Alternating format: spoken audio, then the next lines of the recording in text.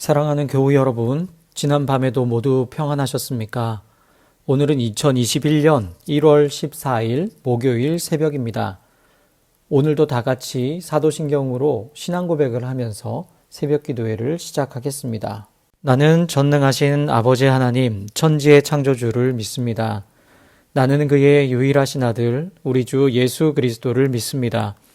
그는 성령으로 잉태되어 동정녀 마리아에게서 나시고 본디오 빌라도에게 고난을 받아 십자가에 못 박혀 죽으시고 장사된 지 사흘 만에 죽은 자 가운데서 다시 살아나셨으며 하늘에 오르시어 전능하신 아버지 하나님 우편에 앉아 계시다가 거기로부터 살아있는 자와 죽은 자를 심판하러 오십니다.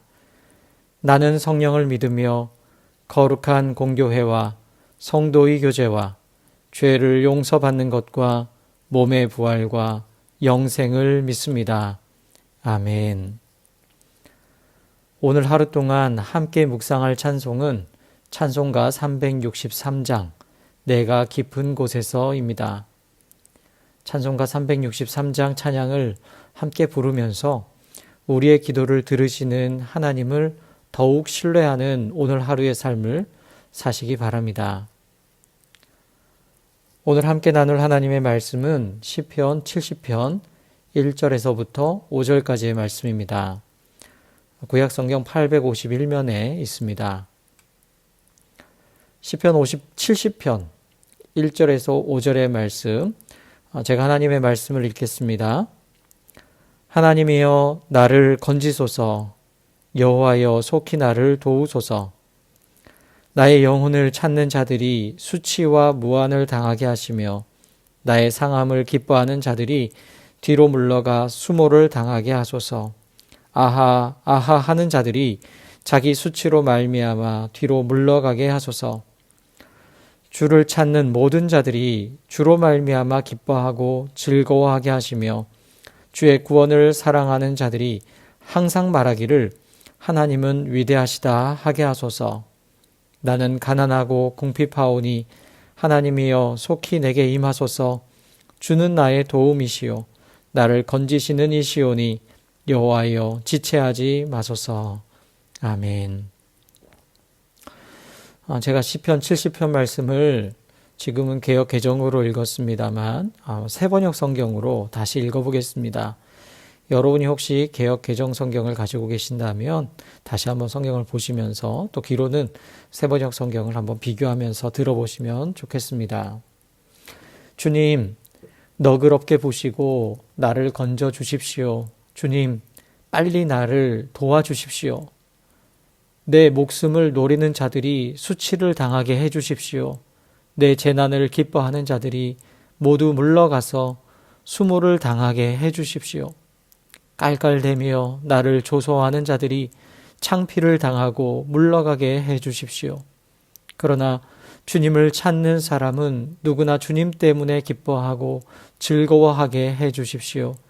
주님의 승리를 즐거워하는 모든 사람이 하나님은 위대하시다 하고 늘 찬양하게 해주십시오. 그러나 불쌍하고 가난한 이 몸, 하나님 나에게로 빨리 와 주십시오. 주님은 나를 도우시는 분, 나를 건져주시는 분이십니다. 주님, 지체하지 마십시오. 아멘. 이 시는 핍박과 억압을 받고 있는 시인이 하나님께 도움을 구하는 시입니다.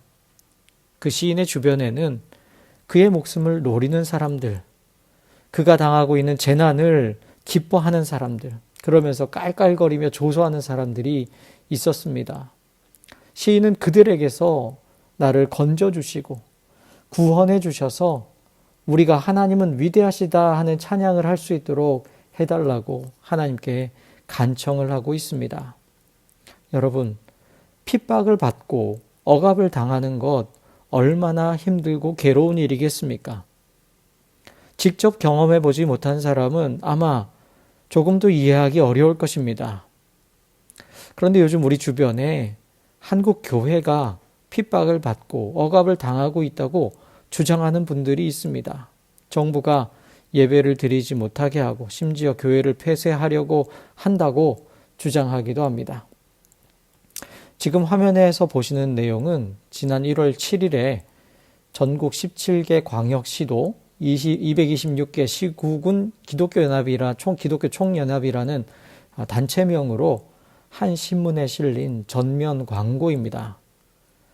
이번에 부산에 있는 세계로 교회가 방역당국의 행정명령을 계속 위반하였고 결국 감염병 예방법에 따라서 시설 폐쇄 행정처분을 받게 되었습니다.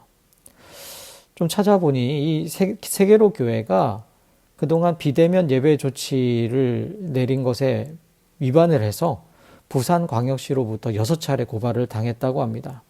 그럼에도 불구하고 계속 대면 예배를 강행하자 지난 1월 8일에 금요일 1차 경고를 하였고 그럼에도 불구하고 주말 동안 대면 예배를 강행해서 운영 중단, 10일에는 운영 중단을 얘기하는 2차 행정처분을 내렸고 그 운영 중단 기간인 1월 11일에 또 월요일에 새벽 예배를 또 강행해서 이제는 시설 폐쇄 행정처분이 내려졌다고 합니다. 그래서 이에 동조하는 분들이 이런 성명서까지 내고 한국 교회가 탄압을 당하고 있다, 핍박을 받고 있다고 주장을 하고 있는 상황입니다.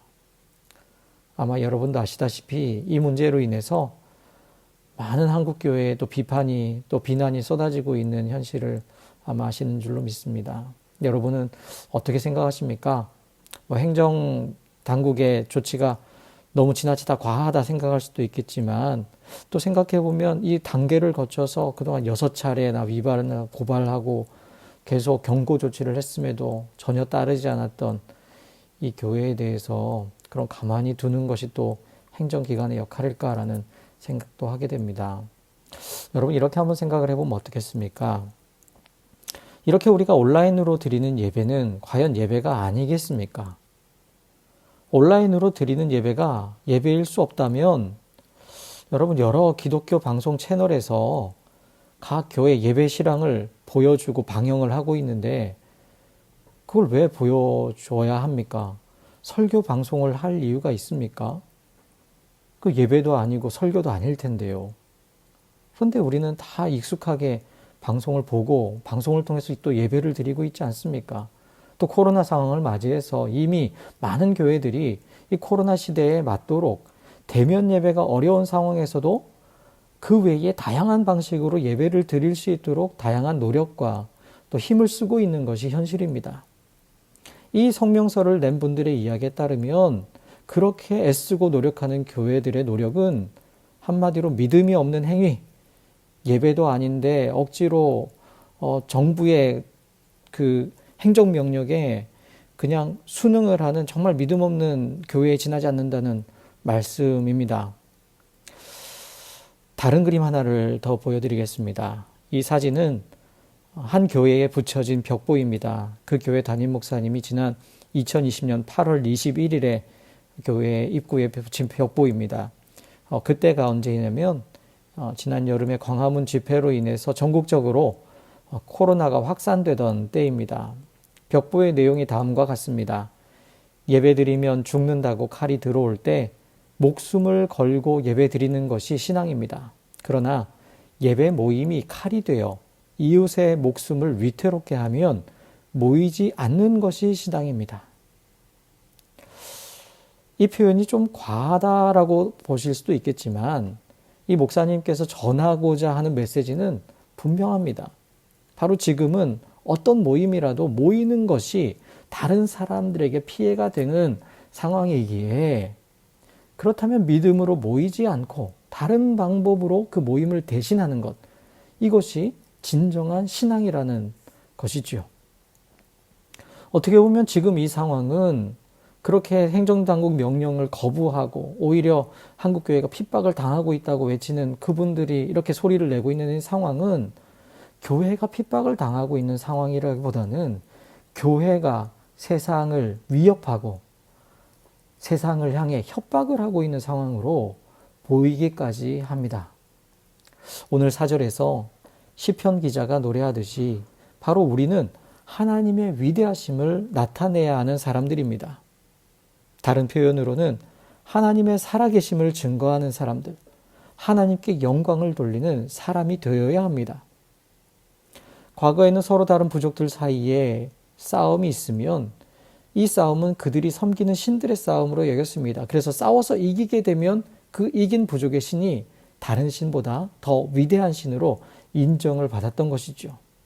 과연 그런데 오늘 우리가 그와 같은 방식으로 하면 하나님의 위대하심을 나타낼 수 있겠습니까? 다른 종교를 가진 분들을 무시하고 그들을 십자가 앞에 무릎을 꿇게 만들면 그것으로 하나님의 위대하심이 드러나겠습니까? 큰 거리에서 손을 들고 찬양을 하면 하나님의 위대하심이 드러나겠습니까? 지하철과 같은 공공장소에서 십자가를 손에 들고 예수천당 불신지옥을 크게 외치면 그것이 바로 하나님의 위대하심을 나타내는 것이겠습니까? 수만 명이 한 자리에 모여 웅장한 예배를 드리면 그곳에 하나님의 큰 위대하심이 나타나겠습니까? 구약성경 열왕기상 19장 말씀에 보면 하나님의 사람 엘리야가 로뎀나무 아래에 지쳐 쓰러져 있던 장면이 나옵니다. 하나님께서 천사를 통해 엘리야에게 음식을 주십니다. 그리고 그 음식을 먹고 엘리야는 힘을 얻어서 하나님의 산 호렙으로 가게 됩니다. 그리고 그곳에서 엘리야는 하나님과 만납니다. 열왕기상 19장 11절 12절 말씀입니다. 여호와께서 이르시되 너는 나가서 여호와 앞에서 산에 서라 하시더니 여호와께서 지나가시는데 여호와 앞에 크고 강한 바람이 산을 가르고 바위를 부수나 바람 가운데에 여호와께서 계시지 아니하며 바람 후에 지진이 있으나 지진 가운데에도 여호와께서 계시지 아니하며 또 지진 후에 불이 있으나 불 가운데에도 여호와께서 계시지 아니하더니 불 후에 세미한 소리가 있는지라. 여러분, 이 말씀은 우리가 그동안에 하나님에 대해 가지고 있던 어떤 고정관념들을 깨뜨려주면서 동시에 하나님이 어떠한 분이신지를 우리에게 말씀해주고 있습니다. 산을 가르고 바위를 부수는 크고 강한 바람, 땅을 뒤흔드는 지진, 그리고 모든 것을 태워버리는 불은 인간의 힘으로는 만들거나 사실은 조정할 수 없는 일들입니다. 이것은 하나님의 크고 놀라운 능력을 보여주는 것으로 생각될 수 있습니다. 그런데 여러분, 이상한 것은 하나님의 그 크고 놀라운 능력으로 생각되는 그 강한 바람 속에, 땅을 뒤흔드는 지진 속에, 그 거대한 불 속에 하나님은 계시지 않았다는 사실입니다. 하나님이 계시는 곳이라면 크고 웅장하고 강한 것이어야 한다고 생각하지만 사실 하나님은 거기에 계시지 않았다는 것이 정말 놀랍지 않습니까? 오히려 하나님은 들릴 듯 말 듯 들려오는 세미한 소리로 엘리야에게 말씀하십니다. 하나님은 그 세미한 소리 속에 계셨습니까? 계셨습니다. 여러분, 하나님이 어디에 계십니까? 하나님이 어떻게 그 위대하심을 나타내십니까? 하나님은 강해 보이는 것, 튼튼해 보이는 것, 힘과 권력을 가지고 있다고 생각되는 그곳에 있지 않으십니다. 오히려 사람들이 보기에 하찮아 보이고 볼품도 없어 보이는 그곳에 하나님은 계십니다. 5절 말씀에서 시인이 자신에 대해 고백하는 것처럼 가난하고 궁핍한 사람들 속에 하나님은 계십니다. 핍박과 박해를 하면서 수치와 무한을 주는 사람들은 결국 그 결과가 자신들에게 돌아오게 됨을 경험하게 될 것입니다. 살아계신 하나님께서 핍박과 억압을 당하는 이들을 구원하여 주시고 그들에게 하나님의 살아계심을 나타내 보여주실 것이기 때문입니다. 우리가 믿는 하나님은 죽음을 상징하는 십자가를 생명의 길로 만들어주신 반전의 하나님이시기 때문입니다. 우리가 믿는 이 반전의 하나님이 바로 위대한 우리의 하나님이십니다. 그 하나님이 오늘도 우리와 함께 하시며 우리의 삶에 하나님의 반전을 이루어 주셔서 하나님의 위대하심을 나타내 보여주실 줄 믿습니다. 함께 기도하겠습니다. 사랑과 은혜의 하나님, 여러 가지 어려운 상황 속에서도 하나님은 우리와 함께 하심을 믿습니다. 억압당하는 자, 눌린 자, 가난한 자와 함께 하시는 그 하나님의 위대하신 능력이 오늘도 우리의 삶을 인도하심을 믿습니다. 그 믿음으로 살아가는 하나님의 자녀들 되게 하옵소서. 예수 그리스도의 이름으로 기도드립니다. 아멘. 이제 주님께서 가르쳐 주신 기도를 함께 한 이후에 이렇게 개인 기도하시면서 오늘 하루를 시작하시기 바랍니다. 오늘도 우리 하나님께서 우리와 함께 해 주십니다. 하늘에 계신 우리 아버지, 아버지의 이름을 거룩하게 하시며 아버지의 나라가 오게 하시며 아버지의 뜻이 하늘에서와 같이 땅에서도 이루어지게 하소서. 오늘 우리에게 일용할 양식을 주시고 우리가 우리에게 잘못한 사람을 용서하여 준 것 같이 우리 죄를 용서하여 주시고 우리를 시험에 빠지지 않게 하시고 악에서 구하소서. 나라와 권능과 영광이 영원히 아버지의 것입니다. 아멘.